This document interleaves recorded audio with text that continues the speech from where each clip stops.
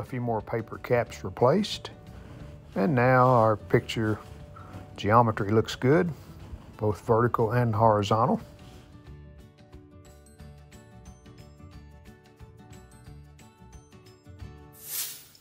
Hello again, everyone. Welcome back to another vintage TV restoration. Going to be done this 1950 RCA.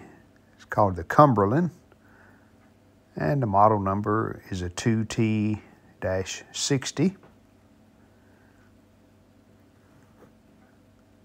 This is a 12-inch set. Uses a 12 LP4 CRT.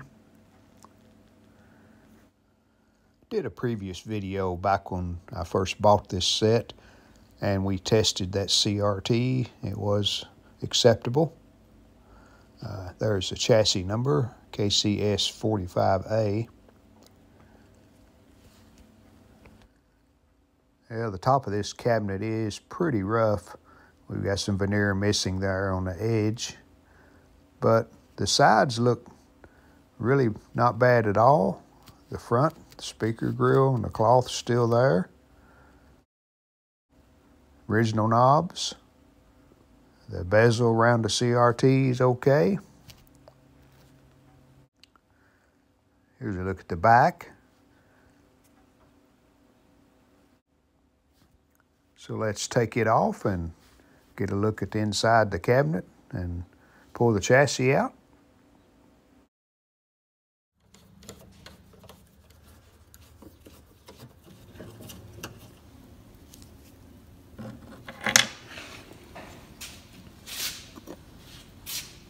And this is a focus control that actually sticks through the CRT cover there on the back, the metal cover. There's a slot in the side of it.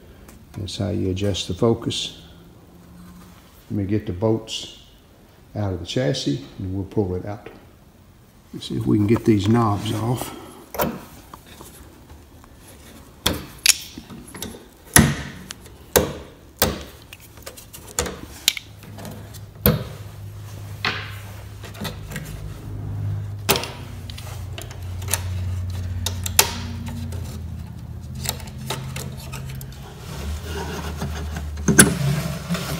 And we have a dial light in the very bottom.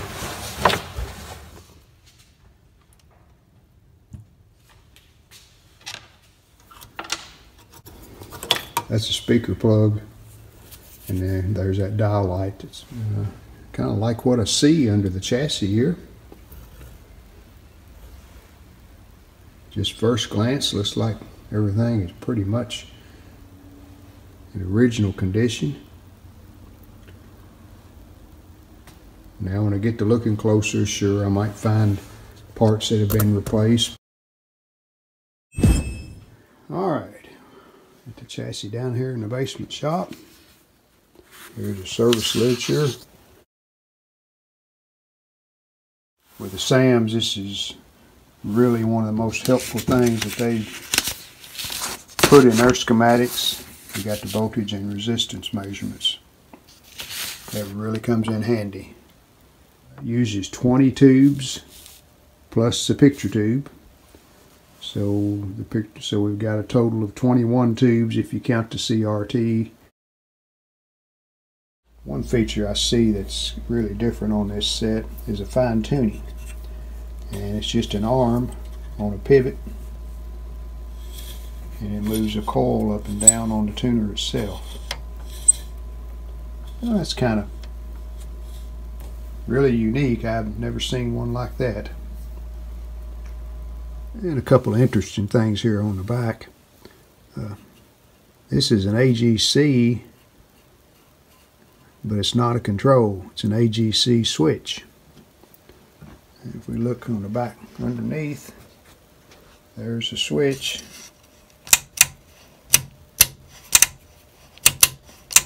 So you got 3 positions for the AGC to set.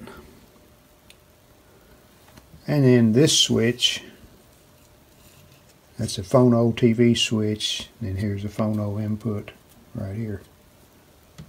So it's just a single slide switch. We have a height control, a width control, and a linearity. There's some of the coating that's flaked off the picture tube. Pretty loose in several places. It's cracked in here, so we'll probably respray that coating on the tube. Still has original selenium rectifiers. 2 of them right there. I really like what I see so far, just looking at this chassis. Well, I couldn't resist wiping off the picture tube. It looks good. I don't see any scratches. In good shape. Okay, let's get started. I removed the picture tube. Got it safely stowed away. I think step number 1 should be a good cleaning.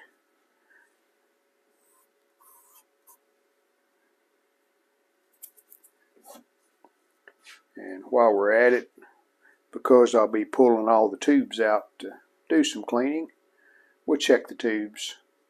We'll get the chassis cleaned up, get all the tubes put back in, then we'll get started troubleshooting. My Precision 612. It's an old tube checker, but still works okay. Tube number 1, 6CB6. We're good. We have 4 6AU6s. 3 there, 1 in the tester. First one, good. Second one, good. Number 3, good. And number 4, good. 6AV6, good. 6AQ5, it's good. 6AL5,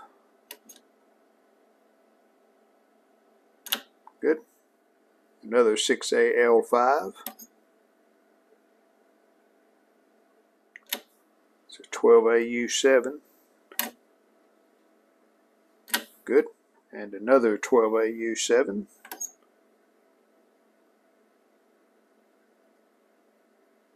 Not as good as the first one, but it's still good. 6SN7, good. And another 6AV6, good. This is 6AQ5. It's actually used as a vertical. It's a vertical output. And it's weak. 6AU5 horizontal out. Good. 6W4 damper. Good. The 1B3. This tester really won't test it at high voltage potential, but we can test the filament. That neon should come on if the filament's good, and it does. And 2 tuner tubes. First one's a 6CB6, good, and a 6J6, good. All the tubes tested. The only one that checked bad was the 6AQ5, and it's used in the vertical out and audio out, so I just swapped them. I put the good one in the vertical out, and the weak one I put over here in the audio out. And we've got most of the dust cleaned off the chassis. Not really thorough cleaning, but at least we got rid of the dirt and dust. And before I put the tubes back in, I did spray each socket with this contact cleaner and clean the top of the tubes off where the dirt had collected. So let's get started doing some troubleshooting, see if we can get this thing to come alive. First objective is to make sure the power transformer is okay. And I've removed this one selenium rectifier, and we want to check the secondary of that power transformer right here across this winding, and see if we're producing any AC. Well, I had to tip the chassis up to get to one of the connections. I'm measuring from here to here, and we've got 105 volts AC. So the transformer's okay. Another way I can tell, we have a dial light. So that's the other winding. So that tells me it's okay too. Next, I'm going to put a couple silicon diodes in place of these seleniums. Then we'll turn it on and see if we get any B+ over here. Alright, there's silicon rectifiers just on a terminal strip right there. And we did get some B+, not quite enough. We should have around 250, 275. We got about 170, but look at the AC leakage. 50 some volts. So this cap right here, that's C1 150 mic. Yeah, I wrote C1 there with a Sharpie. Well, she's open, so watch what happens to my AC voltage when I clip it on a cap. AC voltage down, and our DC 238, 237, and I'm only on 100 volts on the power right, less than 100. So if we run it on up,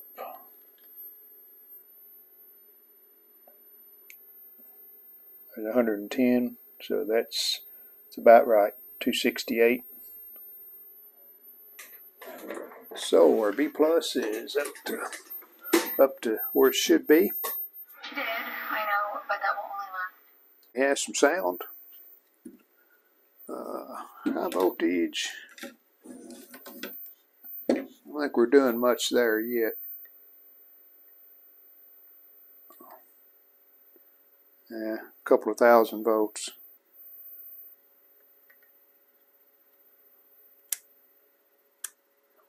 Maybe even less. I have the 8-inch test CRT mounted. This is my mount.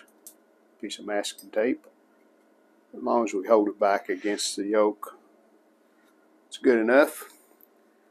And it's got an alignment tool here to take up the space around the yoke, hold it tight.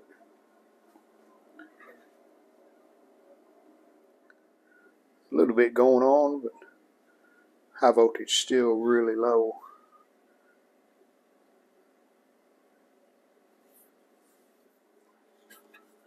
Have my Syncor sweep circuit troubleshooter,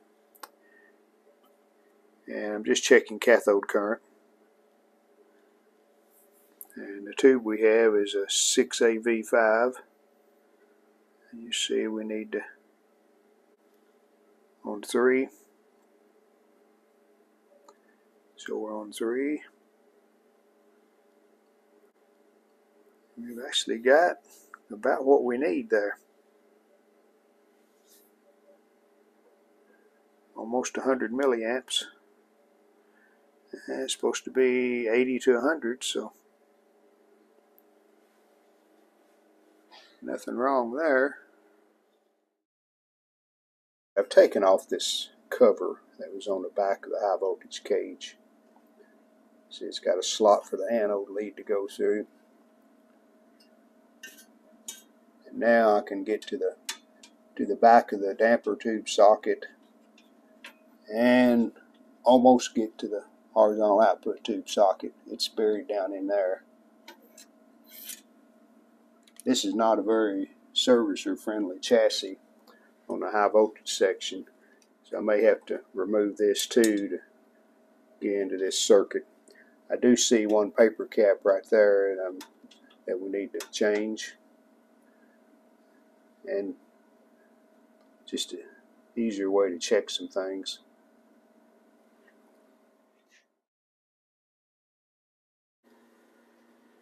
So now change this paper cap, check these resistors,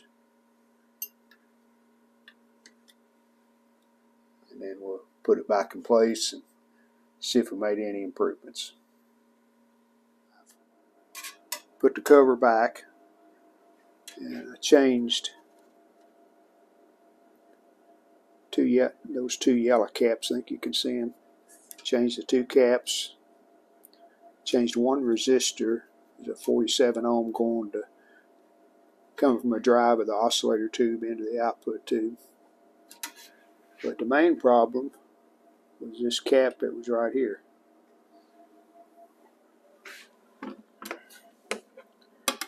There it is. You can see how wet it is. We've been leaking out. That's a 00025. It's 12,500 volts.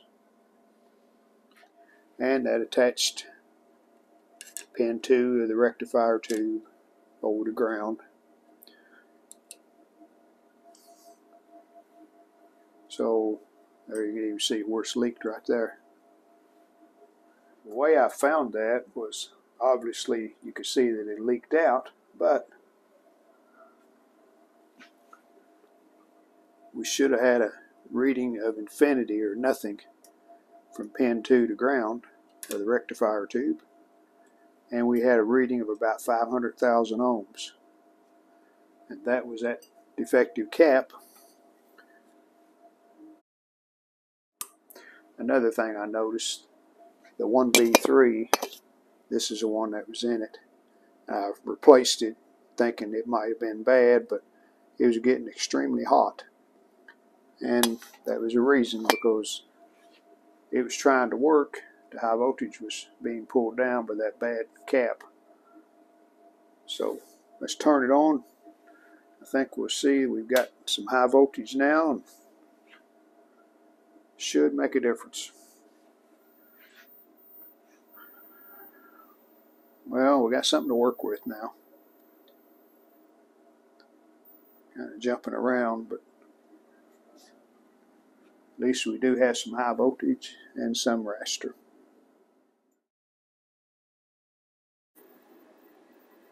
Put the 12LP4 original CRT in the set.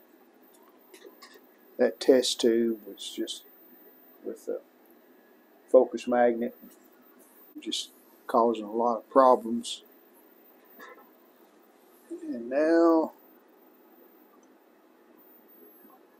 the horizontal almost locks, but then it goes the other way.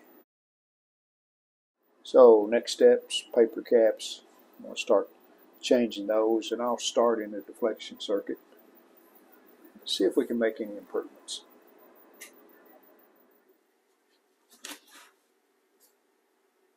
Back to work on the RCA. Run into a strange problem. This is a brightness contrast control. And in looking at the schematic, we got our 270 volt source coming through an 82K resistor to one side of the control, and that's this resistor right here. Just a little half-watt resistor. I had voltage on this side, no voltage here. This voltage right here controls the brightness level on the CRT. We're supposed to have, that's approximately mid-range, around 40 volts. We had nothing. And when I turned the contrast control, it was changing the brightness somewhat, along with washing out the picture. So with the control not attached to the chassis,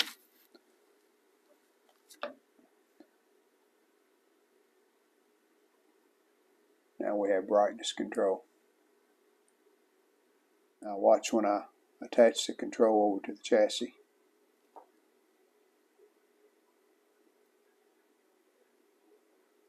Shorts it out. So I'm going to have to take this control apart and try to figure out why this center conductor is reading 35 ohms over to the mounting post. So let's get this apart.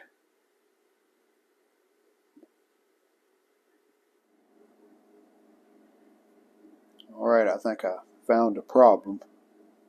There's corrosion on the center conductor here down into this front, and that's metal, so all attached together. So any kind of corrosion that would get down in there can short these leads over to this. So that's what was wrong. I had to take it apart. The back pulls off, cleaned it around those terminals, and now we're checking okay, so I'm going to put it back together and we'll double check it and then reinstall it. Luckily, didn't break any tabs. These can be bent, and like that one, and there's a couple right there underneath this. You can bend them maybe one time, maybe two if you're lucky, but then they'll break off. So I think we're good. Alright, let me get it put back in and we'll see if it works. Alright, I think we fixed that problem. Brightness is working. Contrast. With 270 source. Around 100. Other side of the resistor. And 30 there.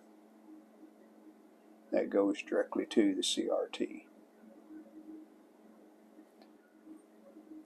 Vertical is not in proportion. Neither is a horizontal. You can see we got instead of a window circle, we got a window oblong. But making progress. I'm going to do some more troubleshooting on the vertical and horizontal, and we'll see if we can figure out what's going on there. Well, a few more paper caps replaced, and now our picture geometry looks good, both vertical and horizontal. And I have readjusted the vertical height and linearity, the width, and the horizontal frequency and linearity. And a nice feature that my Syncor generator has is you can inject external modulated signal, which is what you're seeing there. You'll see video, but just no audio. These electrolytics will mount a terminal strip. Already bored my hole right there. Already taken this one out. It was mounted right down here. So we're going to mount the terminal strip. Mount our new caps on the strip, and of course move the wires up there. That'll take care of these two. Terminal strip mounted. Two caps in to replace this cap and the one that was down here. Picture's still good. So now we're going to move on to this one. This is a 4-section. So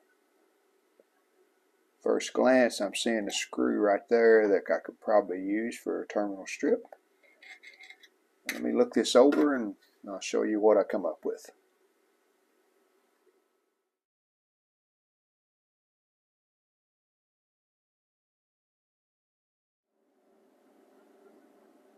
And there's a terminal strip with the 4 caps mounted on it.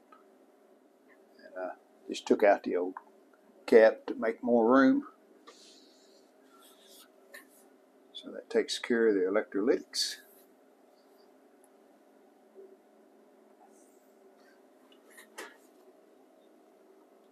And still working fine. This is a focus control, or a focus assembly, I should say. And this ring is supposed to slide back and forth. And that's what this shaft does. It turns, but it's not sliding, just barely moving on one side. So I'm going to pull this out, clean that. I think that's all that's wrong. Just see if we can get that working better.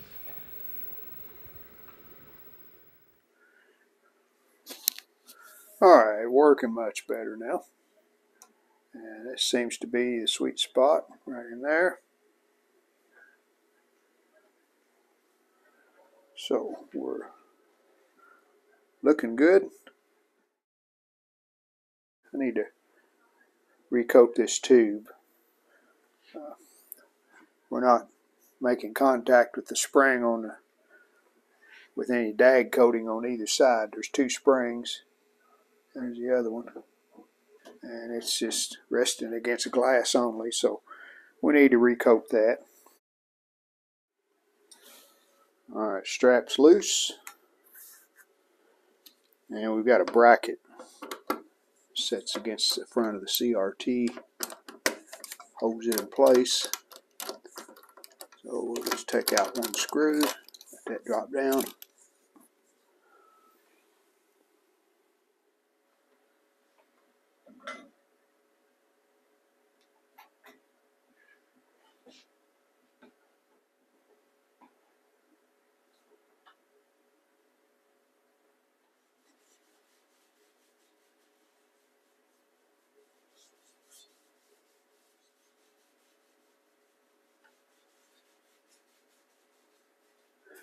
Okay, we're cleaned off pretty good. Here's where they originally mask off this anode area. So we'll do the same thing, as well as under the yoke. There you can see it, where it was masked off.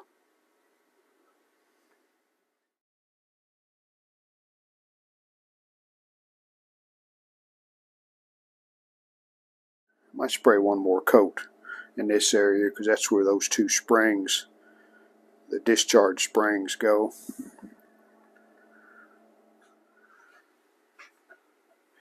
And there's the tube. We're ready to put it back in.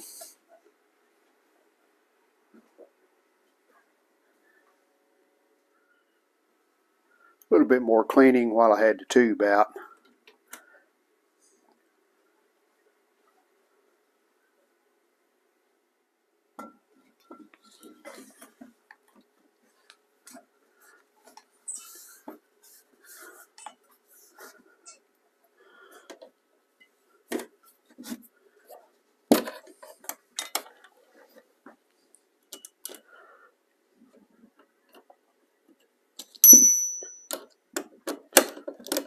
Tighten this bracket up.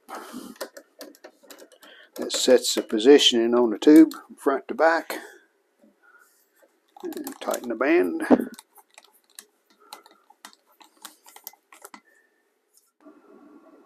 Now that spring is resting against that dag coating on both sides. Anode hooked up, so make sure it's still working. Alright, playing fine. A couple of new 6AQ5s, audio, and vertical out. So chassis is complete. that's going to do it for part 1. In part 2, we'll get the cabinet out, do some work on it, reassemble everything, and show you the finished set. Thanks for watching. Well, we hope you enjoyed the video, and if you did, how about giving us a like and subscribing to our channel. Thanks.